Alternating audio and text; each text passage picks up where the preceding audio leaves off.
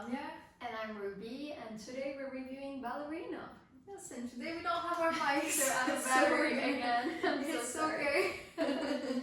It happens. But yeah, today we're gonna review Ballerina. It's the new Ana de Armas movie. And it's a John Wick kind of continuance. It's a John Wick saga kind of movie. It's from his universe? Yeah, exactly. Yeah. By the way, have you watched John Wick before? Just the first one. Okay. Yeah. And I personally really like Keanu Reeves, even though I don't know a lot of his movies, but I just like him as an actor and as a person.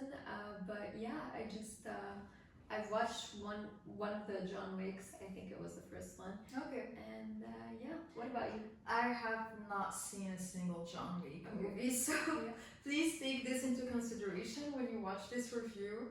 This is coming from people who don't know that much about the John Wick universe. We were supposed to review the last one, and then it was just too complicated to understand. Yeah. And we just gave up on it. So yeah, I remember I had started watching it, and then I called Lemia, and I was like, I can't keep watching. And I was in the same situation. I had just started watching it, and I was praying for something to happen so that I wouldn't have to finish the whole thing. But anyways, if you're a big fan of the saga, we're sorry, but I feel like this movie with Ana de Armas is a great introduction for people who haven't seen the other John Wick movies. Yeah. And I love Ana de Armas. I feel like she I mean, we don't see her that much anymore. No, I only know her because of her movie Blonde, which, by the way, is the movie that made us start thinking about starting a podcast. Because I remember we watched it and we just kept talking about it for hours and hours, and we were like, how come we're not doing this? Exactly. And by the way, I do think that movie was great, although I feel like everyone agreed that it's not. But I think that she did a great job portraying Marilyn Monroe. Yes. And I also know her from Knives Out, the first one, which is so much better than the second one. And she was just absolutely great in it. And this is, I think, her. Oh yeah, I've seen her in this Jacob Elordi and Ben Affleck movie too. I don't know the name of it. Okay, I know. All of those together, Jacob Elordi, Ben Affleck, and Ana de Armas. She was playing Ben Affleck's wife who cheated on him with Jacob Elordi. Yeah. Interesting. But yeah, it's very refreshing to see an actress in her mid-30s in a lead playing. I think from the time jump that they had in the movie, she was in her 20s. Early 20s even. I found that also very interesting. I thought about the same thing. And yeah, I think it has a lot to do with her being so beautiful, honestly. It also, I feel like that's one of the trickiest part about the movie that I would criticize a bit more. It's just, she's so pretty and she's doing all of these crimes, and I feel like for me it was easier to accept, I wasn't as scared of her as I would have been if it was a different cast, but at the same time she was doing terrible things in the movie. It was a movie about killing people, about a hitman. I mean, she was raised to be a hitwoman, right?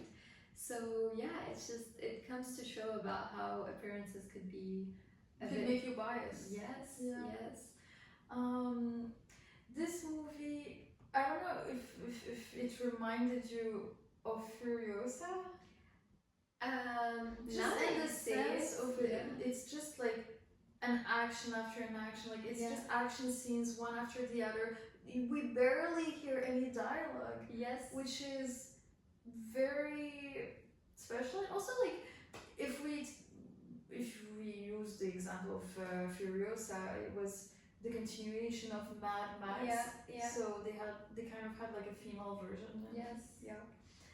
But yeah, it did remind me of Furiosa a lot. Now that you mention it, it makes a lot of sense. And speaking of the dialogue, I love how Keanu Reeves had only 3 sentences during the whole movie. But every time he shows up, I get on the edge of my seat. I just love seeing him in movies. That's how almost all the people in my movie theater acted, and I was just here he is again. Because I don't know who that guy is, and to me he's just overhyped. He was overhyped to me. I'm so sorry about what I'm saying, but to me he was just there and looked kind of depressed. I also love, like, he made a reference about like him killing people because they killed his puppy, and like that was one of the 3 sentences he said, and that refers to the John Wick movie I had watched. So I was like, oh, that's a funny Easter egg, or whatever you call that. So yeah. What do we think about the plot? So I feel like the plot was, I personally really liked it. I think it's an I don't know how to say it. I feel like it makes sense, you know? But I really liked it because, especially at the end, where Ana de Armas was watching a ballet, and then you see her cell phone about how, like, people had to kill her for X amount of money. Mm. And I think I don't know, it's just, I think the plot is very interesting. It shows a whole universe that's just out of the ordinary. So yeah, I liked it. I felt like it was a bit under, like they didn't really play into it. There was a part where plot twist, the actress Eve meets her sister, and to me that's a big deal. But they just played it out so lightly. So yeah. What about you? I liked each scene individually just because it was kind of flashy. I liked Ana de Armas acting. I liked the actions in the movie. It felt very believable, but I felt like the plot was weak. It was done and redone. Someone's parents get killed, and we didn't even have the time to get attached to the dad. Like, all we know about him is that he was a traitor. He betrayed the people who helped him, and who his employers. And so that doesn't mean that he should have died, but still, like, it's just, we didn't get a chance to get attached to each character individually. And also the name of the movie, Ballerina, I just feel like ballet should have gotten more importance in this movie, because like we had like one scene where she danced, and that was all. I mean, I do understand the importance of martial arts and like the gun training that she had in the institution where she was staying, but like I don't get why she had to be a ballerina. To me, they should have used that as something that she would use to hide her identity, and maybe like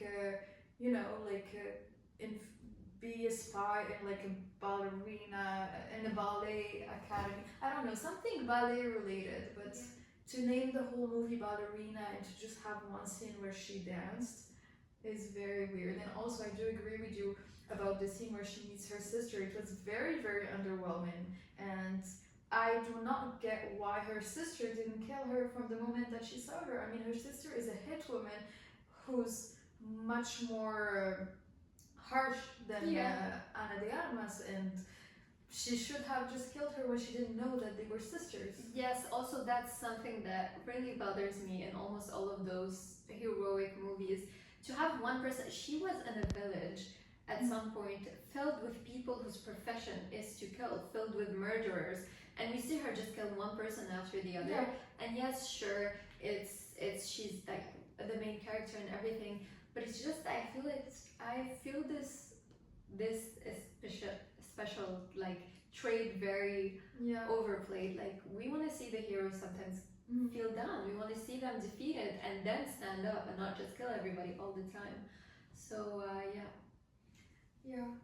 So to just like sum it up, I think that I feel like, just like we said about Lilo and Stitch last week, the only reason why we kind of enjoyed this movie is because we haven't seen the originals, and also it just shows a lack of originality and like creativity to just like, okay, make a female version about something, but how about let's just make something that's like a new thing with a woman that's the lead. Let's stop recreating things, let's stop reframing stuff, and so I think that's it. That's our Ballerina review. Please go watch Ballerina, make your own opinion about it, and don't forget to like and subscribe. And see you next week. Bye. Bye.